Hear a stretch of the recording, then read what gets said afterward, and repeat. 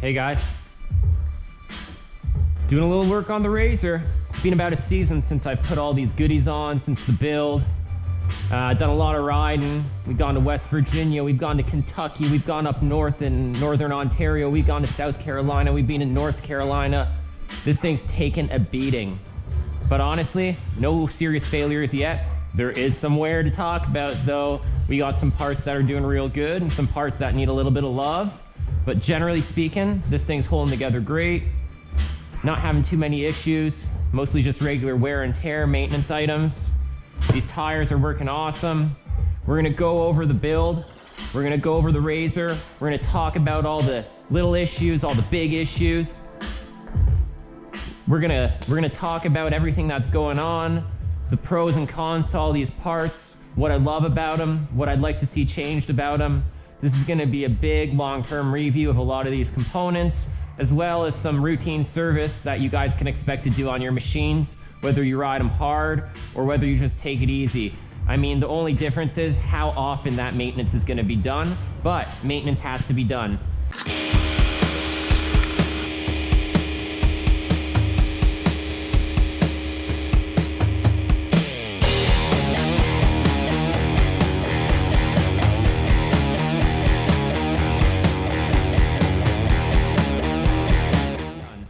So generally speaking, the thing looks great. There's some scuffage on that exo cage, as you guys can probably see. But realistically, that sure beats scuffing on the wrap and broken plastic, stuff like that.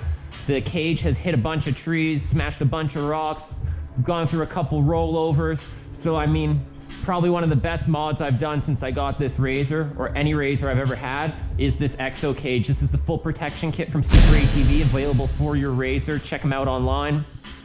If you're in Canada, head over to Royal Distributing or royaldistributing.com. Go into one of their store locations, talk to the friendly staff. They can hook you up with every part that's on this machine. So let's get to the nitty-gritty of it. Trying out this cool head mount on my new GoPro 6. So the video quality should be nice. You guys got a nice POV of what I'm doing. I'm gonna go through the process wearing you guys on my head. So you don't have to see my ugly face, you just gotta hear my annoying voice and pay attention to what's going on here. Sorry guys, we won't be running no balls racing products from this point on. With that being said, I don't like doing negative reviews.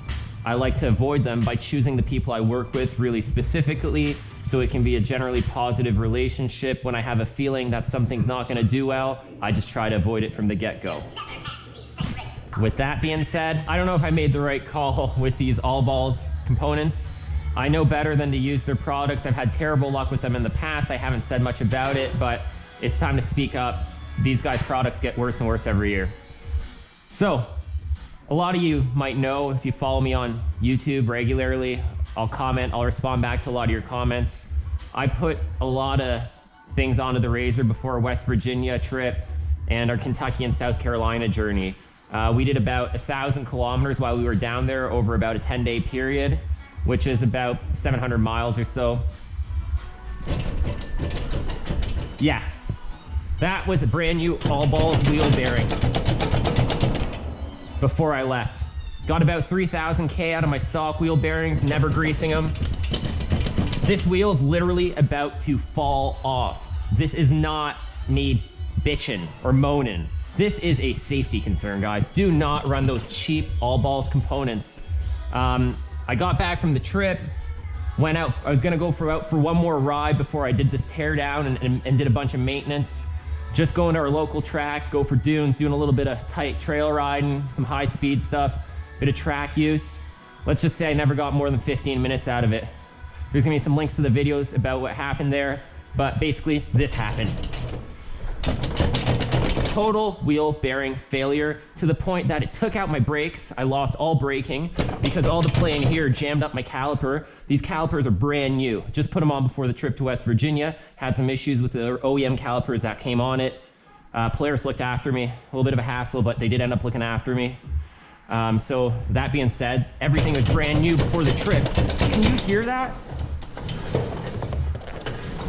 What a piece of crap. Garbage. So my wheel almost sheared off. It almost fell off. The noises coming from this thing were just scary. I barely managed to putt my way back to the trailer. Luckily, I was only about a 5-minute ride away. It led to a lot of collateral damage, like me being passed by an Arctic cat. Yeah, 700 trail. This wheel, huge play here too. Not as extreme, but shot. Look at that. Come on. You can't sell components like these, guys. I'm pissed. Shouldn't be doing wheel bearings every 3 or 4 weeks. A lot of you guys have seen the front wheel already on Instagram. All Balls got back to me with no real solution. They're not really denying that their products are garbage. Sorry guys, calling it like it is. That one shot too. The only one that managed to survive is the driver's side, and it's got play too. Not lots. This one, I mean, you can still do some rides on this one, but 3 out of 4 wheel bearings failed in under 1,000 kilometers, guys. Come on. So with that being said, you get what you pay for. There's a lot of issues with these wheel bearings. I know the solution. I've gone back to OEM. Got my OEM Polaris bearings here. These OEM ones are better sealed.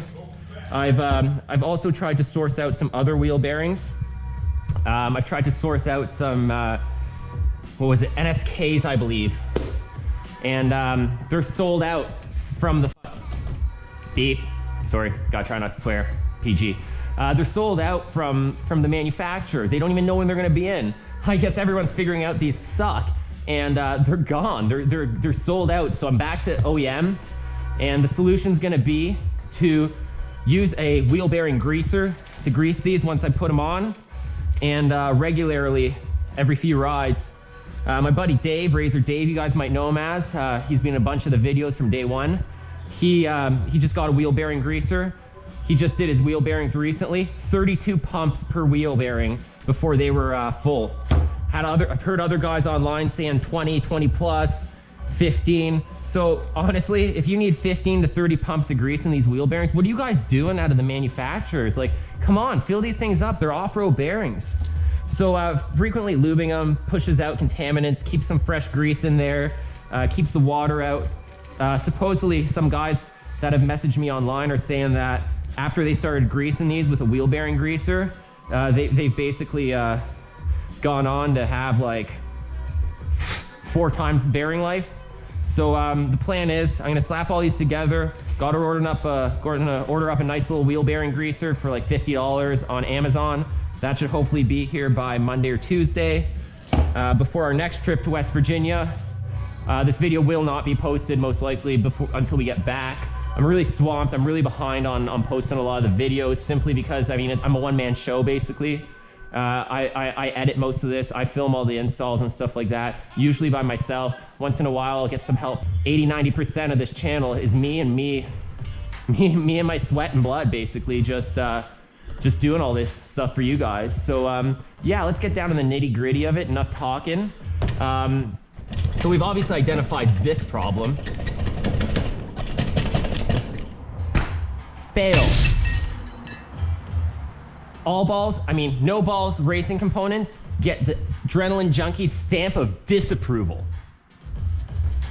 Do not buy All Balls components. This is the first time I've ever been this negative towards any company in our niche. Besides Demon Power Sports, they suck too. Demon Power Sports rugged, stay away from their components. Cheap Chinese garbage. Same with these All Balls components, stay away from them.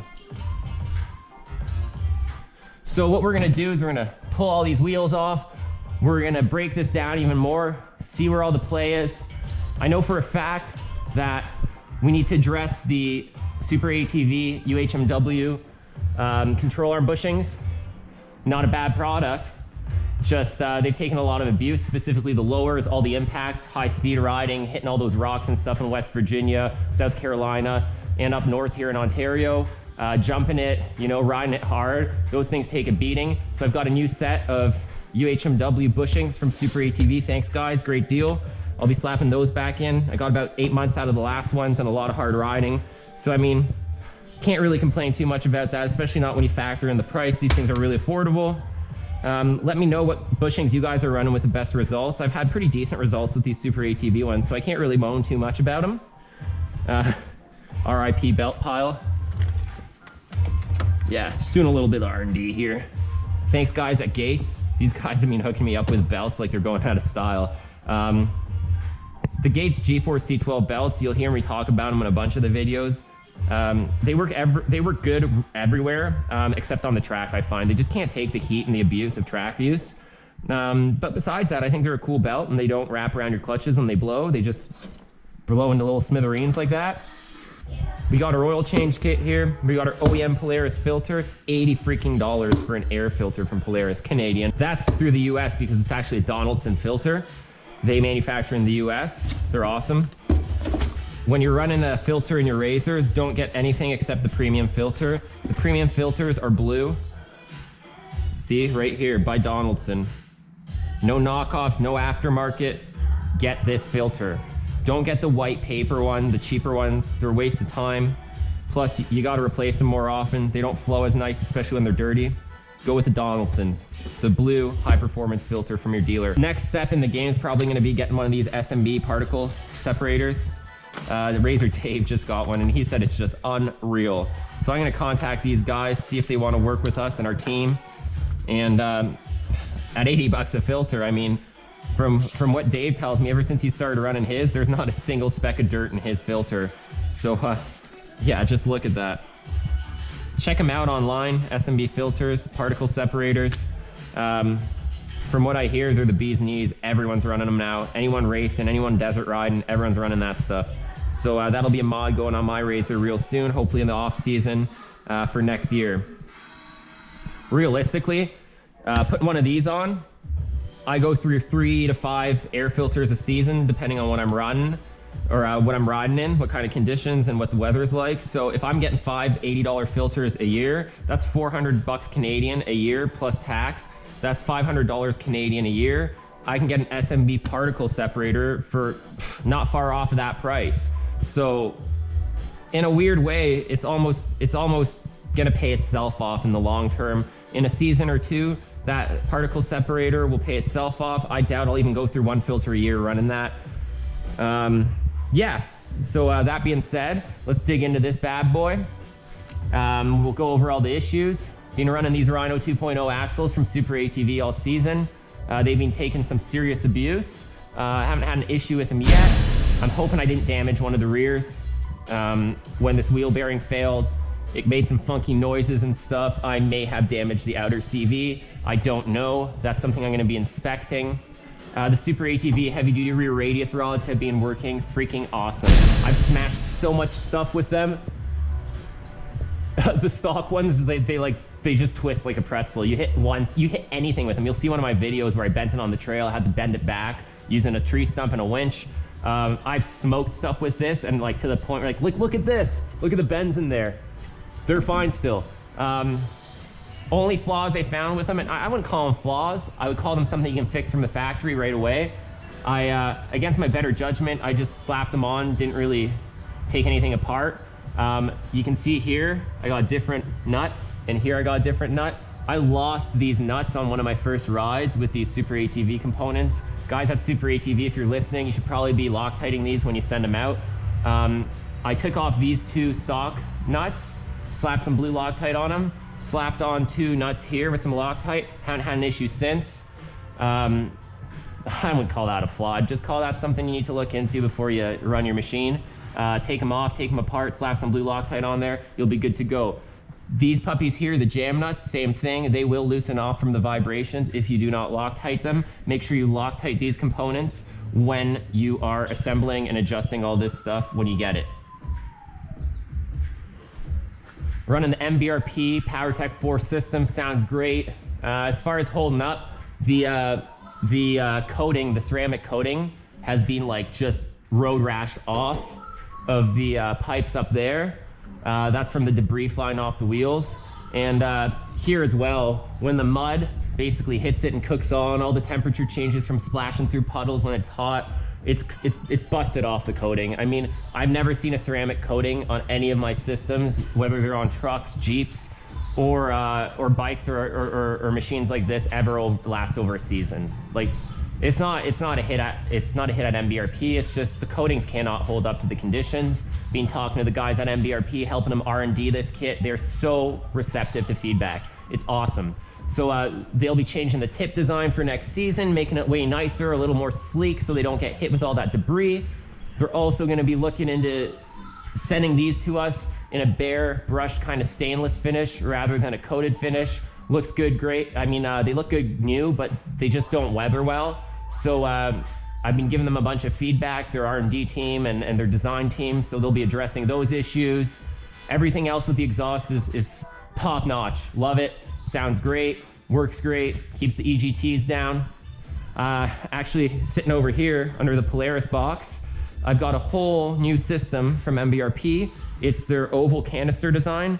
It's their cheaper system. It's full stainless. I'll be slapping that on real soon, and I'll give you guys a comparison between that and the PowerTech 4 system. Personally, this one's a little cheaper, but I kind of like the styling of it more, so I'll show you that in a future video. And I think it's actually going to weather a bit better than this fancy system, but I'm sure with the updates they do for next season, this system is going to be bomb. Just checking if I'm recording. Man, I forgot to record before, and like re-saying all that crap just never goes as well the second time. Here we see like part of my Rival skid plate. I've had the Rival skid plate on since I basically got the machine. It was one of the first mods I did. At the time of installing it on my Turbo, they weren't creating a setup specifically for the Turbo, so I ran a XP1000 skid plate setup, which means the rear portion of it's a little short. You can see this baby's taken abuse. It's been hit hard. That is not manufacturer flaws. This is 2 years of incredibly abusive riding. There's chunks missing of it. The coating is unbelievable though. Whatever they're using to coat these, like some sort of anodization technique, you can look at their website and you can check out my review of the install on this product on the projects channel. And you can also see their processing facility if you search them on YouTube and check out their website. They are honestly like wicked kits. The fit and finish of these products is pretty great. I've done some modification. I've trimmed some stuff to fit with my Super ATV accessories. You can't expect a company to always be able to design a product that works with a whole bunch of other aftermarket accessories they haven't designed. But if you look at these, they're in great shape. Yeah, they've had some hits. Yeah, they got some scuffing and some scratching, but everything underneath them is fresh and new and undamaged. I've taken some massive impacts in these. So the Rival skid plates definitely get the Team AJP seal of approval. They're a mid-range price. They're an aluminum skid plate. I know the craze now is UHMW. I'd love to try UHMW skid plate down the line, but I've had really good results with these ones. It's not too heavy. It's easy to get on and off. They're manufactured in Russia. Set your political kind of interests aside for a minute and just judge this as a product. I know some people might have varying political views on varying countries. These aren't made in USA, but they're not made in China. I love European products. They're really good quality. The Russians build and design some of the best components out there, and they've got some amazing state-of-the-art facilities in Russia. So great product, totally recommend it. Available through Royal Distributing, online at Rival Power Sports. Check them out. Totally recommend that product. It's been serving me really well. Our buddy Razor Dave's running the same setup. A couple of the other guys on our team are running them on the Razors. No one's had an issue with them. I'm gonna do a little mods to that. I think I'm gonna lengthen out the rear end and just add a little bit of plating to it. But besides that, I think it's a great kit. I've had a few serious bends in it. I lay them down flat on the ground. And you can see my impact marks here. I just grab a rubber mallet and I smack it. It literally bounces right back into the shape it was stamped into. They've got ridges in here for extra strength. It's a really well-designed product. Comes with all the mounting hardware, quality mounting hardware. And yeah, it's easy to put on and off. Totally recommend that part. Running the KMC Machete wheels, XD series. Super great. Super happy with the KMCs. These are the true bead locks. You can see they've taken some abuse, but no real failures. Here, same thing. The rings are nice. They protect the rim. They hold that bead on there when you're running low air pressure. I've taken some hits. Honestly, I thought these center caps were gonna like fail like an OEM Polaris center cap. This one's being hit like, man, it's like, I don't know if you can see it on the video, but there's like cracks here. It's like flat there, and it didn't break. It cracked, but the plastic, whatever they're using, the ABS or whatever, like I don't know what kind of material they're using, but they're actually really strong center caps. Usually a lot of the rims, you touch that center cap once and they just go and they explode. Had an issue with one of the rims. Quite honestly, it's probably just like a casting defect from the factory. I mean, you can't prevent everything in quality control. There might have been an air bubble or something in there. When you factor in the cost of these rims, they're kind of in the mid-price range, so they're not the most expensive beadlock wheel out there. But you can see this rim broke. It was one of my fronts. I don't know if I hit it on something. I don't know if it was a casting defect. It was pretty soon after I put the rims on. And yeah, long story short, reached out to the guys at KMC, explained what had happened, sent them some pictures, contacted Rural Distributing where I had got the rims from. They coordinated a warranty return. Within a week or two, I had a new rim delivered to me, complete. Didn't have to send this one back or anything. They said the pictures and the video I sent them was more than good enough. The guys at KMC have wonderful customer service, really easy to work with. And the team at Rural Distributing acted as the middleman there and really looked after me. Got this rim replaced. And funny thing is, look at the damage on that rim. It still held air. Developed a really slow leak, but I didn't even notice I had broken it till I'd gotten back from my weekend away riding. And that thing, I rode on it for like another 2 or 3 trail rides before my new one came in, and it held air. I mean, it probably leaked about 3 or 4 pounds in like a 3 or 4 day period, but I mean, can't complain about that.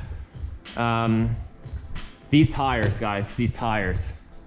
ITP Blackwater Evos, Blackwater Evolutions. I can't say anything bad about them, really. They're amazing. They're probably my favorite all-around tire that I've run to date. They look great, they work great. They are a soft compound, so if you do a bunch of road riding, keep in mind that they will not hold up too long. You can see a little bit of wear here. I rotate them frequently. Most of the angled wear is from being on the front, from heavy braking on hard packed surfaces or road riding. Sometimes we can't avoid doing a little bit of road riding. So as far as these tires are concerned, I've only had one puncture in them in about 2,000 kilometers, and that was my fault. I backed into a bunch of like scrap wood and there was a nail sticking out, and I put a hole through one of the tires. So realistically, they have not punctured through use yet. The reason they punctured is because I was being silly. What else can I say about them? They look as good as they work. You can air them down to 5-6 pounds. They conform great on the trail. They conform great to logs, debris. They work well in the wet stuff. They hook up well in sand. They do great in climbs. They don't have enough of a lug to break everything they're attached to, but they've got a hell of a lot more bite than like a bighorn or something. Not putting bighorns down, but these are absolutely a great tire. The only thing I was kind of upset for one thing, and I mean it's not a performance issue at all. It's superficial, really. The thing that got me was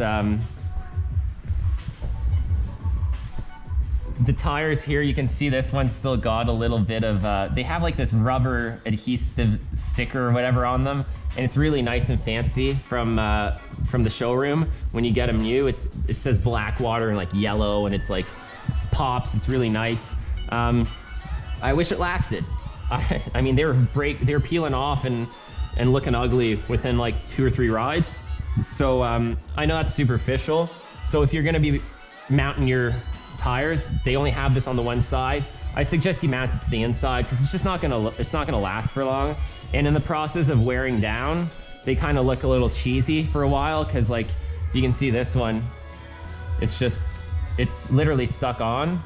The adhesive doesn't really work. So I don't know if like, there's really not much you can do. This is a rough tire that lives in a rough environment. You can see this one's like rubbed up against something in actually like the worst spot possible. Actually, I think that one of the transport companies, while they were shipping these, they were wrapped with tape and plastic. When they went to cut the tape, they cut right through that sticker, unfortunately. This one peeled off first. On the inside, they don't have that. So I would mount them the opposite way if I was doing it again, just so you don't have to deal with like that tarnished look. See, this one's peeled off too. These tires are amazing. ITP makes some of the best tires out there in my opinion. I've always liked them. I've always been a big fan of them. I mean, they're made in the USA. The attention to detail on these is like unreal. Sidewall armor, made in USA, ITP. Man, like just the detail, ITP logos in the flat section of the tread here. I mean, when you compare them to a cheaper tire made by a less reputable company, these things just blow other tires out of the water. They're an 8-ply. They're really strong. Like I said, I haven't punctured one yet. There's a plug I put in one here because of when I hit that nail, unfortunately. Here it is. It's right through the lug. I put like a huge nail through it. So that's my fault. That's not a tire defect, but I popped 1 or 2 tire snakes in there, just the cheap tire plugs, and it doesn't leak or anything. It's in a great spot. Permanent fix, great tires. Totally recommend these guys. Probably the best tire for mixed riding if you like to do the kind of trail riding, technical climbs, creek riding, mix of wet mud and dry conditions. You know, they're not a mud tire. They're an all-terrain tire. So don't compare them to like a Super ATV Terminator or like an Outlaw or like a Gorilla Silverback or something like that. Different class of tire. But if you compare them to something like a Bighorn, a Dirt Commander from GBC, they're very on par with those. Right now, I think for mixed trail use, this consensus in our group seems to be that it comes down to this tire and the GBC Dirt Commander as the best all-around multi-use tires for our machines and the type of use we put them through.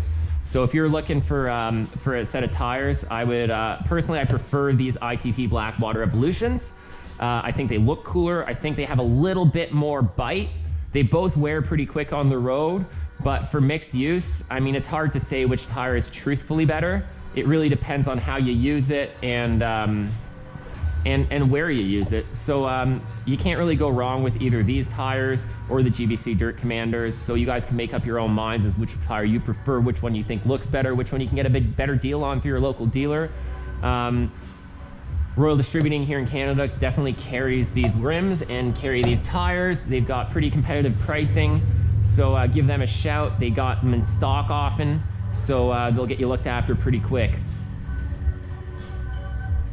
Back to the front of the machine here. Big shout out to ECD Customs, Eric man, thumbs up, 2 thumbs up. This wrap is holding up epic. The amount of abuse this wrap has been through, the scratches, the hits, and no issues really, no peeling. They did a great job printing the wrap. It's still glossy. It's got an over laminate layer on it to protect it from scratching and scuffing. If you're looking for a quality wrap, whether it's a custom design for your truck or a custom design for your RZR, give ECD Customs a shout. They do sleds, they do ATVs and side-by-sides, jet skis, trucks, all sorts of stuff. They'll do the design work, or you can buy one of their pre-designed wrap kits and apply it yourself. Thanks for looking after us, Eric. He originated out of New Liskeard, Ontario, which is pretty far up north in Ontario.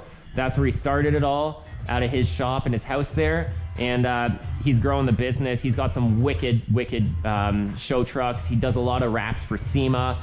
I'm sure you've seen a lot of his work in the magazines and on SEMA trucks and big builds like that. And he does a lot of pro racers, wrap designs and sled wraps and stuff like that. So check out ecdcustoms.com. They will hook you up with some wicked product.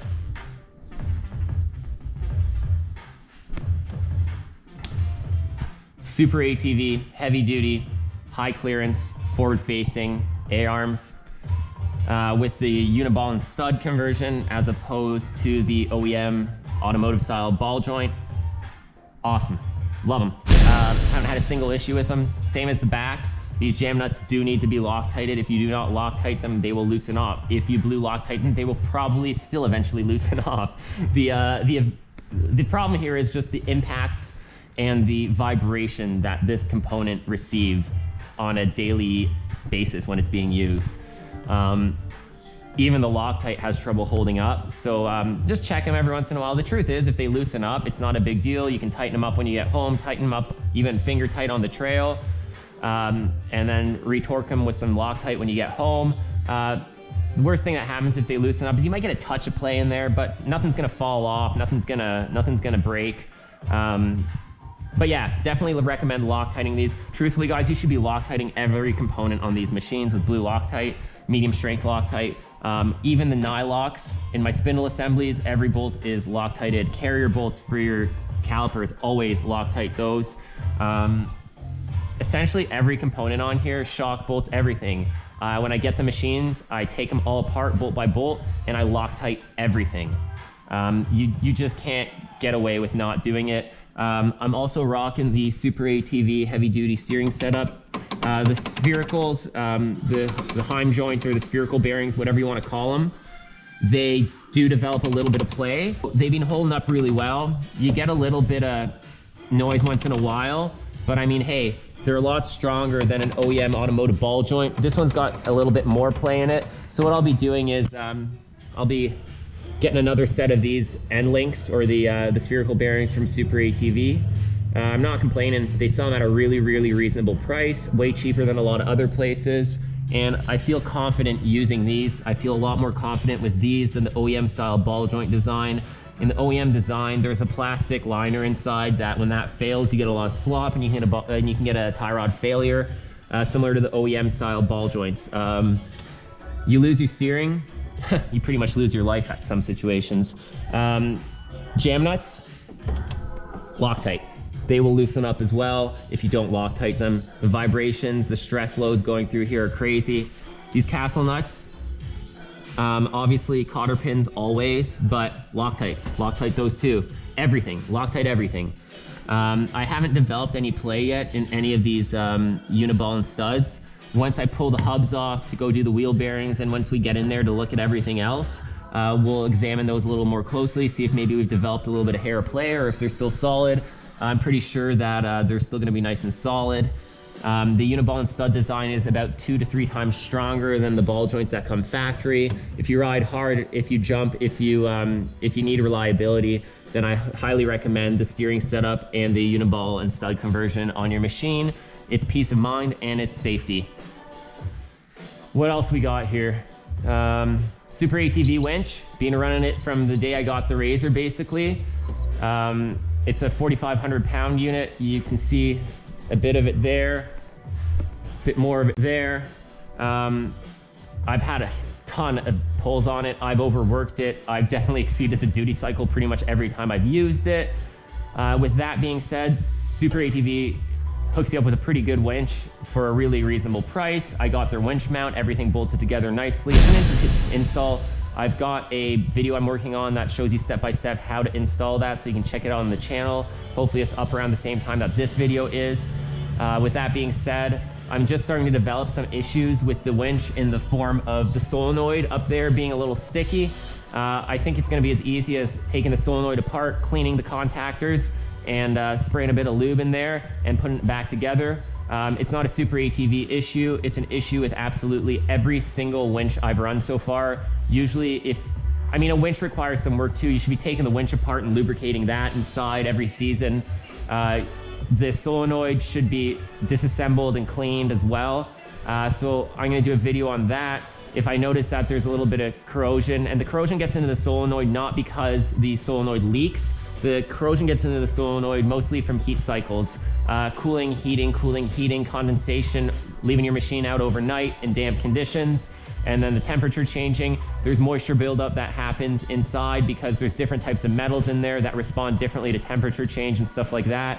And you do get a little bit of stickiness. Usually, if you got to click your winch a few times before it kicks in, you do have a sticky solenoid. It's just a common problem with that kind of an electronic piece, especially in the conditions we live in. So keep that in mind. Your winch is a component that needs to be maintained just like other parts of your vehicle. It's not just bolted on and forget about it, especially if you use it hard. You can see there we got our Atwood 4000 or our Atwood Turbo 4000 4-inch inline blower fan. That's an OEM component that you'll find on a lot of boats. It's a marine rated bilge fan. It pumps about 220 CFM of air into my CVT case constantly. I've got it wired up to a switch. There'll be an install video and some info on that on the channel as well. So you guys can go out and get one. They're only about $40 and a couple hours of work, and it's a lot cheaper than a lot of the pre-manufactured kits online. And the pre-manufactured kits online are actually usually just using this Atwood fan anyways. Sometimes they'll grind the name off it. Sometimes they'll put a sticker over it. Sometimes they'll just literally sell it to you like that with a couple clamps and an adapter plate. Hey, you gotta pay for convenience sometimes. But if you got the time and you can source your own components and you're on a budget, then there's nothing wrong with sourcing it out yourself. It's not a hit at the companies that are marketing these and charging a few bucks. I mean, hey, when they market them, when they repackage them, when they ship them out to you and stock them, they're doing it as a business. They got to make a few bucks in between to make it worth their while. So you pay for that convenience. If you can afford the time or you can't afford the convenience factor, then do it yourself. You can see here when Eric and I were designing the wrap here at ECD, he's like, oh man, I don't think anything will hold up here. And we kind of came to the conclusion that, you know what, why don't we try putting something on the trailing arm, because it really made this trailing arm pop. It really made the wrap flow down here. This is such a high impact area. You can see it looks matte. It used to be as glossy as the finish up there, but with time and debris impact, you can see it's taken some abuse. But man, I can't believe it, all season, and these aren't peeling or anything. So Eric, if you're watching this, dude, you can comfortably go ahead and sell these with your kits, because I haven't managed to destroy them. A little bit of lift and peel here, but what I'll do is I'll trim that so it doesn't keep lifting. The truth is, get a season out of these. I mean, once you've got a wrap through Eric or you've designed one, you can always email him and say, hey man, I need this piece, or I need those two pieces cut. And he'll just bill you for the two pieces and mail them to you. So if I just want to replace these two A-arm or these two trailing arm components, the two pieces of wrap there, then I could give Eric a shout, and in a couple weeks I'd have my product to me. I could just pull this one off, slap the new one on, and I'm good to go again.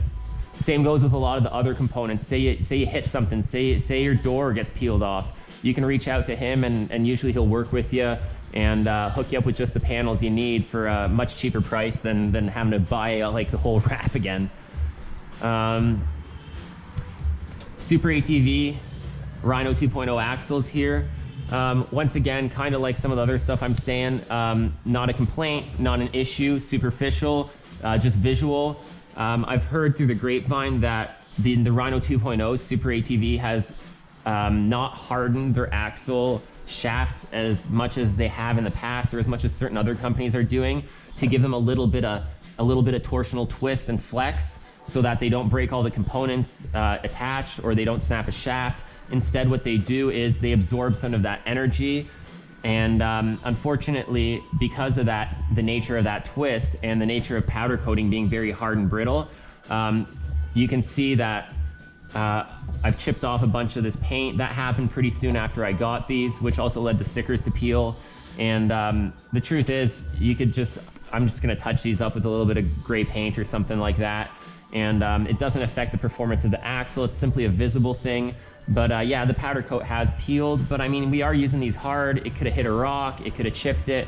I mean, you can't hate on a company for that. When you look at the rest of their powder coating and stuff on here, like you see all the impacts and stuff like that, powder coat's not lifting, it's holding up really nice.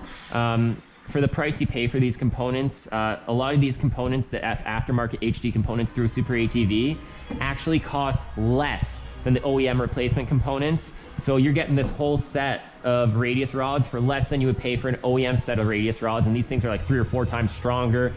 They look better, they function better, they have the extra articulation point here to prevent any form of bind through the suspension movement. Yeah, so like I said, the stickers for the Rhinos and the powder coat doesn't hold up very well because of the nature of the environment these are living in. You can see these stickers are peeling here too. I've lost the other one.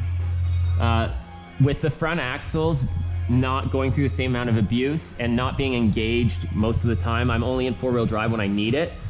You can tell there's less There's less power, there's less torsional twist through these. The powder coat on these literally looks brand new still, minus a few rock chips and stuff like that. The only issue with this one is the stickers are starting to peel. The speed these axles are turning at, once it peels a bit, the wind and the debris and the pressure washing ends up lifting them. So I'm gonna reach out to the guys at Super ATV. Hopefully they can send me some new stickers for those, just to make it look nice and clean. And then once again, in comparison, you can see the rear shaft here.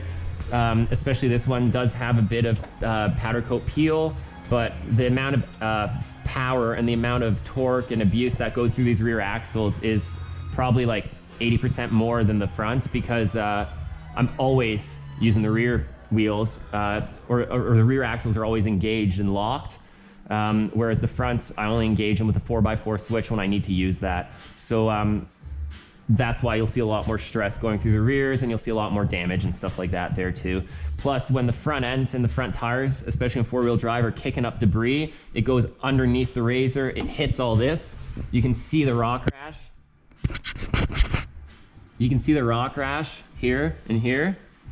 That's all from getting hit with debris off the front wheels.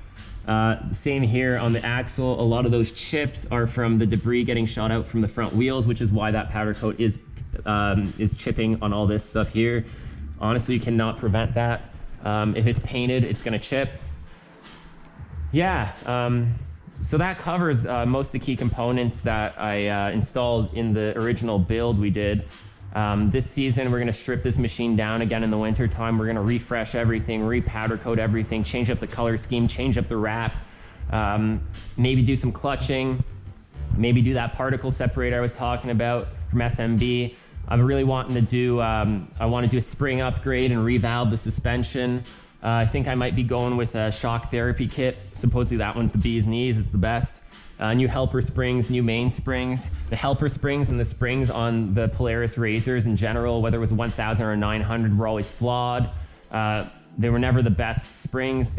From the factory, they have to kind of build a happy medium. Me being an aggressive rider, the springs were not designed with me in mind. So I'll be upgrading those, revalving the shocks, changing the oil. The suspension's something you have to maintain too. It's like doing an oil change in your engine. You got to change the oil in these high performance dampers from time to time. Do not crack into these alone if you don't know what you're doing. Also, if you crack into these and by yourself, you will void the warranty from Fox. So it's not that much money to find yourself an approved Fox retailer or an approved Fox shop that specializes in maintaining, rebuilding, and maintaining these suspension systems. If you get it done at a reputable location, that will not void the Fox warranty. With that in mind, if you do have the know-how and you're out of warranty already anyways, or you don't care about voiding your warranty, then you can definitely do this at home if you have experience rebuilding dampers. In the future, we might dig into these. Our buddy Dave, that has the track and the solar farm that you've seen in some of the videos with the black and yellow X3 Turbo with the Stage 4 tune on it. He is a really, really bright guy. He knows suspension inside out. He's been racing motocross with his kids and stuff like that, revalving, rebuilding their suspension for years. So he's rebuilt and revalved the Fox shocks in his X3 Turbo. He's had them apart multiple times, fine tuning them. So we might get together with him in the off season and kind of do a little strip down and show you guys what's involved in maintaining a shock like this. Let me know if that's something you'd be interested in. So yeah, I'm gonna drop the RZR a bit. We're gonna pull these wheels now, and we're gonna do another thorough inspection of what's hiding behind these wheels, see if there's any damage on the caliper here. Oh yeah, see that play and hear that? There's definitely going to be some sort of damage, whether it's the brake pads or something on that caliper from the wheel bearing failing, the all balls wheel bearing prematurely failing. So we'll strip that apart, we'll see what's going on in there, we'll examine all those components, and yeah, so I'm going to take a quick minute to get that done. But wait, first, here we got the Super ATV heavy duty billet carrier bearing. That's wicked. The stock prop shafts from the Polaris company suck. They're not phased correctly. The U-joints aren't the best quality. All three of my U-joints are blown. I've just got new U-joints to put in here. There's play in all three of them. So the only thing keeping this shaft from rattling apart right now, luckily, is this heavy-duty billet carrier bearing.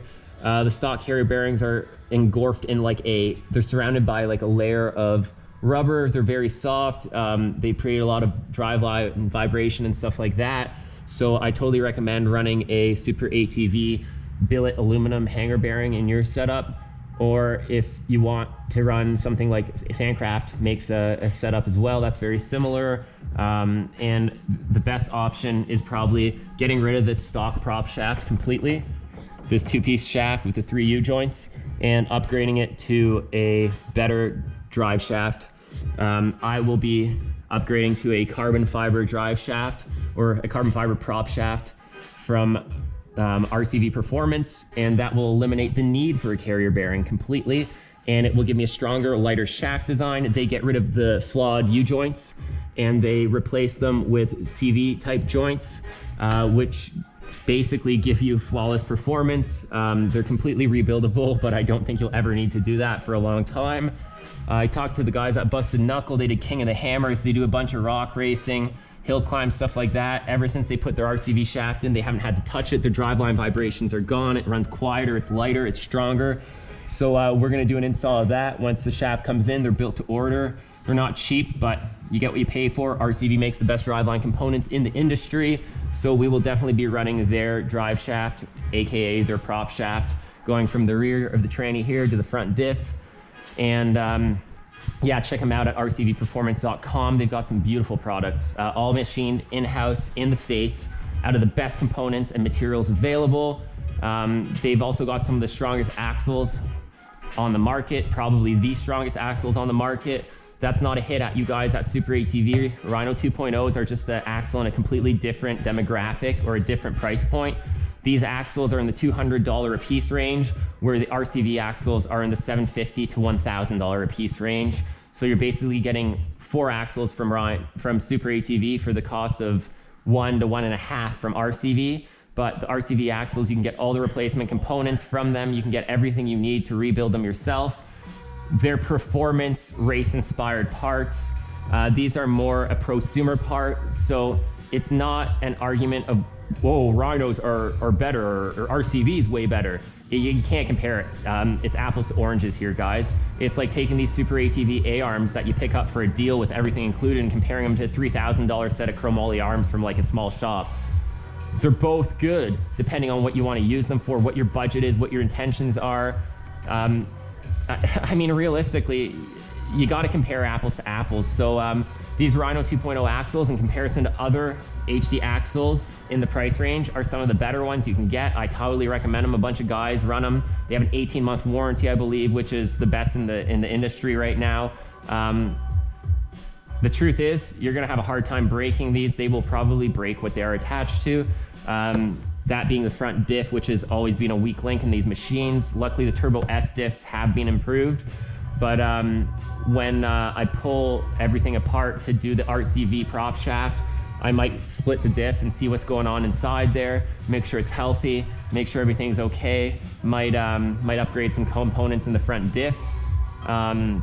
So yeah, totally love these Rhino 2.0s, but if you have the budget and you really plan on putting more power to the machine and really sending it and racing it and doing stuff like desert racing, rally on the rocks, SRRS, you know, Southern Rock Racing Series, you know, stuff like that. The RCVs are 3 or 4 times the cost, but they are a stronger axle. So it all comes down to what you need out of your axle, what you want out of your machine, and what your budget is. So with that being said, these Rhino 2.0 axles, being about $200 a piece, are cheaper than an OEM axle and way stronger. So it's a no-brainer. These are the best replacement for bang for buck. RCV is the best replacement when budget's not a concern, and the best is the only option. So not a hit at Super ATV or RCV. It's just a different demographic, a different niche, a different area of the market. And in order to keep, whoa, that sounds sweet. neighbor's buddy. A lot of his buddies drive old Fox body 5 liters. He's got 2 or 3 of them right now in the works too, so wicked cars. But anyways, yeah, having competition, having different products in different price ranges of different quality levels is what keeps our market healthy. We need options, we need choices. When manufacturers compete, the consumer wins. So having all these options in the market really gives us the ability to pick and choose what we need and to spend the kind of money we need to spend or that suits our budget.